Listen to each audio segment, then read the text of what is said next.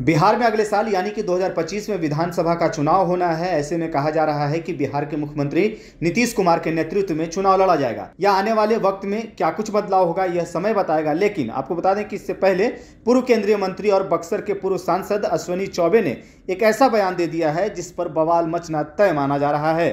दरअसल अश्विनी चौबे ने 27 जून को भागलपुर में इच्छा जाहिर की कि इस बार बिहार में एनडीए बीजेपी के नेतृत्व में चुनाव लड़े। बीजेपी के नेतृत्व में एनडीए की सरकार बननी चाहिए।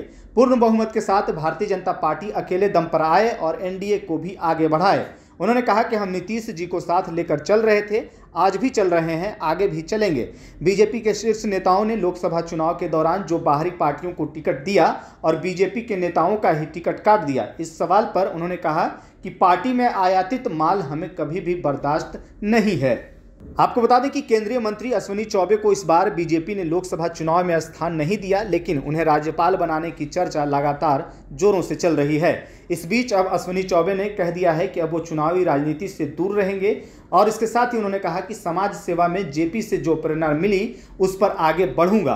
कार्यकर्ता रहते हुए बगैर किसी पद के लोभ के संगठन में रहूंगा, पार्टी में रहूंगा, अगले 5 साल तक रहने की इच्छा है। ऐसे में अश्विनी चौबे के इस बयान को लेकर के अब कहा जा रहा है कि जेडीयू और बीजेपी के नेताओं के तरफ से आरोप प्रत्यारोप का दौर शुरू हो सकता है और इस पर बवाल मचना तय माना भी जा रहा है। अब देखना होगा कि नीतीश कुमार की पार्टी जेडीयू की इस पर क्या प्रतिक्रिया आती है और बीजेपी के बाकी नेताओं की तरफ से अश्विनी चौबे की तरफ से जो कहा गया है उस पर क्या प्रतिक्रिया आती है, ये देखने वाली बात होगी।